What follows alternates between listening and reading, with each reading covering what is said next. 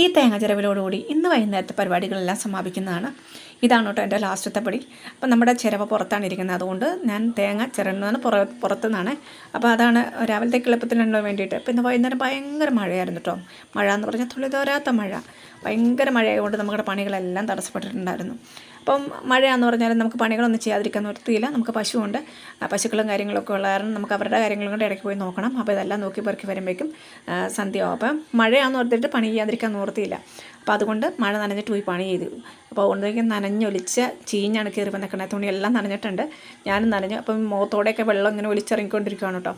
അപ്പോൾ ഇനി വേഗം ഹീറ്ററൊക്കെ ഓണാക്കി ചെറിയ ചൂടുവെള്ളത്തിൽ കുളിയാവുമെന്ന് കരുതി. അപ്പോൾ കുളിക്കാനായിട്ടുള്ള തയ്യാറെടുപ്പിലാണ് കേട്ടോ. കുളിക്കാൻ വന്നിടത്ത് പൊന്നിനടുത്ത് പറഞ്ഞു, അമ്മ ഞാൻ ബെഡിൽ കിടക്കുന്ന തുണി എല്ലായിടത്തും മടക്കി വെക്കാൻ വിട്ടോ എന്ന് പറഞ്ഞു. പറഞ്ഞില്ല, ഇങ്ങനെ ഒരു ദുരുദ്ദേശം ഉണ്ടെന്ന് എനിക്ക് തോന്നിയില്ല. ആ മടക്കിക്കൊണ്ടിരുന്നതിൻ്റെ ഇടയ്ക്ക് കിടന്ന ഡ്രസ്സാണ് കേട്ടോ, അതെൻ്റേതാണ്. അപ്പോൾ അത് നമുക്ക് ഭയങ്കര ഇഷ്ടമാണ്, അവളവിടെ എടുത്തിട്ടു. ആ എടുത്തിട്ടിട്ടാണ് ഈ കാവടി തുള്ളുന്നത്. അപ്പോൾ കുളിയെല്ലാം കഴിഞ്ഞിറങ്ങി വന്നു. അപ്പോൾ ഭയങ്കര ഒരു ആശ്വാസമായി കേട്ടോ, പകരത്തെ ചൂടും എല്ലാം കൊണ്ട് കിടന്നപ്പം.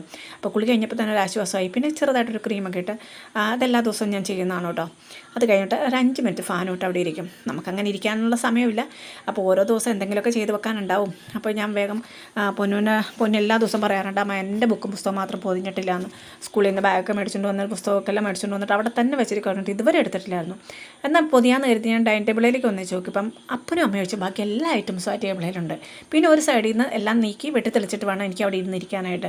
അപ്പോൾ ഞാൻ എപ്പോഴും മക്കളോട് പറയും, നിങ്ങൾ കൈ കിടന്ന സാധനങ്ങൾ വേസ്റ്റും എല്ലാം ഇവിടെ കൊണ്ടിടല്ലേ, എനിക്കിത് വൃത്തിയാക്കാൻ മാത്രമേ നേരമുള്ളൂ. ലാസ്റ്റ് വന്നപ്പോഴേക്കും പേന, നെയിൽ കട്ടർ, അതുപോലെ സ്ക്രൂ ഡ്രൈവറിൻ്റെ സെറ്റ്, ഇതെല്ലാം അവിടെ ഉണ്ട്. ഇതൊക്കെ അവർ തലേദിവസം ഇരുന്ന് പുസ്തകം പൊതിഞ്ഞതിൻ്റെ ബാലൻസാണ് കേട്ടോ.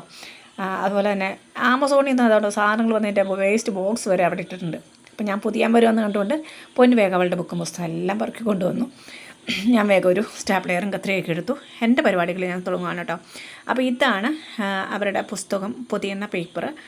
അതൊക്കെ സ്കൂളിൽ നിന്ന് തന്നെയാണ് കേട്ടോ, സ്കൂളിൻ്റെ എമ്പളത്തോട് കൂടിയിട്ടാണ് തന്നേക്കുന്നത്. നല്ല ഷീറ്റാണ് കേട്ടോ, കാരണം വെച്ച് കഴിഞ്ഞാൽ അതിന് പ്രത്യേകിച്ച് കംപ്ലയിൻ്റ് ഒന്നും വരില്ല. ഇത് പൊതിയുമ്പോൾ നമുക്കൊരു ചെറിയ ബുദ്ധിമുട്ടുണ്ടെന്നേ ഉള്ളൂ.